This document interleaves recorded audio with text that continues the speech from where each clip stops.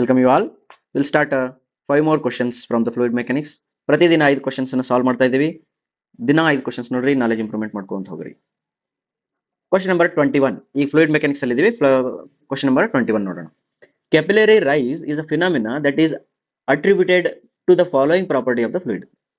ನಿನ್ನೆ ವಿಡಿಯೋದೊಳಗಡೆ ಅಥವಾ ಪ್ರೀವಿಯಸ್ ವಿಡಿಯೋದೊಳಗೆ ನೋಡಿದ್ವಿ. ಕ್ಯಾಪಿಲರಿ ಅಂತಕ್ಕಂಥ ಯಾವ ಪ್ರಾಪರ್ಟಿಗೆ ಅಂಟುಕೊಂಡದ ಅಂತ ಕೇಳಿದಾರೆ. ಯಾವ ಪ್ರಾಪರ್ಟಿ ಅಂಟುಕೊಂಡದ? ಸರ್ಫೇಸ್ ಟೆನ್ಷನ್ಗೆ ಅಂಟುಕೊಂಡದ. ಈಗ ನೋಡ್ರಿ, ಹಂಗ ಅಂಟುಕೊಂಡದ ಅಂತಂದ್ರೆ ಕ್ಯಾಪಿಲರಿ ರೈಸ್ ಅನ್ನೋದು ಏನೈತಲ್ಲ equation 4 sigma cos alpha divided by rho g d ಅಂತದ. ಹಂಗಾರ sigma alpha g rho d ಅವೆಲ್ಲವೂ ಅಂಟುಕೊಂಡದ. ಬಟ್ ಕ್ಯಾಪಿಲರಿ ರೈಸ್ ರಿಯಲಿ ಎದಕ್ ಆಗ್ತದ ಅಂದ್ರ ಸರ್ಫೇಸ್ ಟೆನ್ಷನ್ ಸಲುವಾಗಿ ಆಗ್ತದ. Therefore d is the correct answer. ಓಕೆನಾ? ವೇಪರ್ ಪ್ರೆಷರ್ ಅಂತೂ ಅಲ್ಲ, ವಿಸ್ಕಾಸಿಟಿನೂ ಅಲ್ಲ, ಡೆನ್ಸಿಟಿ ಈಕ್ವೇಶನ್ ಒಳಗೆ ಐತಿ, ಬಟ್ ಅದು ಏನದು ಅದಕ್ಕೆ ಅಂಟ್ಕೊಂಡಿದ್ದಲ್ಲ, ಅದು ಡಿಫಾಲ್ಟ್ ಆಗಿ ಬರ್ತದ. ರೈಸ್ ಆಯ್ತು ಅಂದ್ಮೇಲೆ ಡೆನ್ಸಿಟಿ ಮ್ಯಾಟರ್ ಆಗ್ತದ. ಓಕೆನಾ? Specific gravity has a unit. Specific gravity ಏನಪ್ಪ ಯೂನಿಟ್? ಡೈಮೆನ್ಷನ್ ಲೆಸ್ ಅಥವಾ no unit is the correct answer. Then the total energy line lies above the hydraulic gradient line by an amount equal to. Okay, ನೆನ್ಪಿಟ್ಕೋಬೇಕು, ಇದಕ್ಕೆ surface ಅಂತ ಇರುತ್ತೆ, ಇದು ground surface ಅಂತ. ಹೌದಾ? ಇದು ವಾಟರ್ ಸರ್ಫೇಸ್ ಅಂತ ಇರ್ತೈತಿ. ಇದು water surface.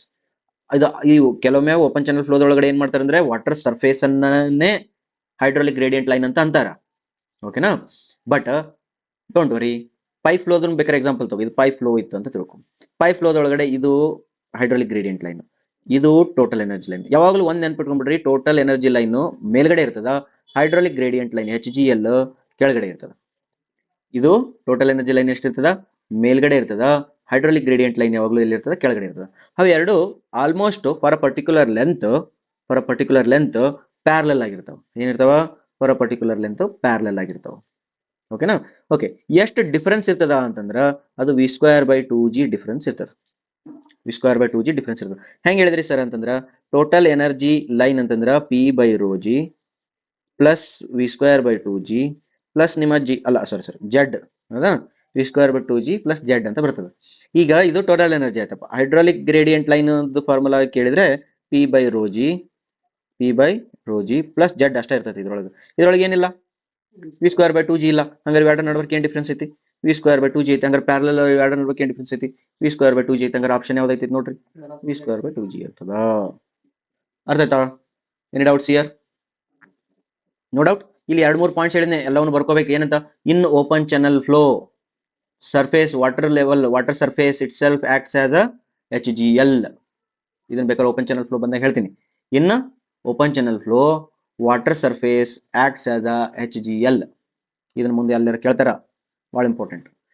Next, the fluid which is incompressible and is having no viscosity is ಏನಂತ ನೋಡ್ರಿ? ಇನ್ಕಾಂಪ್ರೆಸಿಬಲ್ ಐತಂತೆ, ಅದಕ್ಕೆ ವಿಸ್ಕಾಸಿಟಿನೂ ಇಲ್ಲಂತೆ. ಹಂಗಾರೆ ಅದು ಫ್ಲೂಯಿಡ್ಗೆ ಏನಂತಾರೆ? ಅದಕ್ಕೆ ಐಡಿಯಲ್ ಫ್ಲೂಯಿಡ್ ಅಂತಾರೆ. ಅದು ರಿಯಲ್ ಫ್ಲೂಯಿಡ್ ಆಗ ಸಾಧ್ಯ ಇಲ್ಲ. ನ್ಯೂಟೋನಿಯನ್ ಫ್ಲೂಯಿಡ್ ಮತ್ತು ನಾನ್ ನ್ಯೂಟೋನಿಯನ್ ಹೇಳ್ಬೇಕಾದ್ರೆ ಹೆಂಗ್ ಹೇಳ್ಬೇಕು? ಅದು shear stress is directly proportional to velocity gradient ಅಂತ ಹೇಳ್ಬೇಕಂತ. ಹಂಗೆ ಹೇಳಿತ್ತಂದ್ರ ನ್ಯೂಟೋನಿಯನ್, ಹಂಗಿರ್ಲಿಲ್ಲ ಅಂದ್ರ ನಾನ್ ನ್ಯೂಟೋನಿಯನ್. ದೇರ್ಫೋರ್ ಇದರೊಳಗಡೆ correct option ideal fluid. Okay, next coming to this one, the relation between the atmospheric pressure P atmosphere, gauge pressure and absolute pressure is given by. ಇದು ನೋಡ್ಬೇಡ್ರಿ ನೀವು, ಇದು ನೋಡ್ಲಾರ್ದ ಫಸ್ಟ್ ಇಲ್ಲಿ ಬರೀರಿ. ಇದು ಅಬ್ಸಲ್ಯೂಟ್ 0, ಇದು atmosphere, ಇದು ಗೇಜ್ ಪ್ರೆಷರ್. ಹಾಗಾದ್ರೆ ಇದು absolute pressure. Absolute pressure is equal to atmospheric pressure plus gauge pressure. ಎಲ್ಲಿ ಹುಡುಕು? ಅಬ್ಸಲ್ಯೂಟ್ ಎಲ್ಲಿ ತಿಳಿಯುತ್ತೆ? Absolute pressure equal to atmosphere plus gauge pressure. ಇದು correct answer. Absolute pressure equal to atmosphere minus gauge pressure. Correct answer. ಕರೆಕ್ಟಾ? Atmospheric pressure equal to ಏನಂತ ಕೇಳಿದ? Relation between the gauge pressure. Okay, absolute third one minus ಬರ್ಬೋದಲ್ಲ, minus gauge pressure ಅಂದ್ರೆ vacuum pressure ಅಂತ ಹೇಳ್ಬೋದಲ್ಲ. ಹಾಗಾಗಿ third one right ಆಗ್ತದ. Then last one atmospheric pressure is equal to absolute pressure plus gauge pressure. ಇದು correct ಐತಿ. Next atmospheric pressure equal to absolute pressure minus gauge pressure. ಇದು correct ಐತಿ. ಹಿಂಗೆಲ್ಲ ಕರೆಕ್ಟ್ ಮಾಡ್ಕೊಂಡು ಕುಂತ್ರೆ ಏನ್ ಮಾಡ್ಬೇಕು?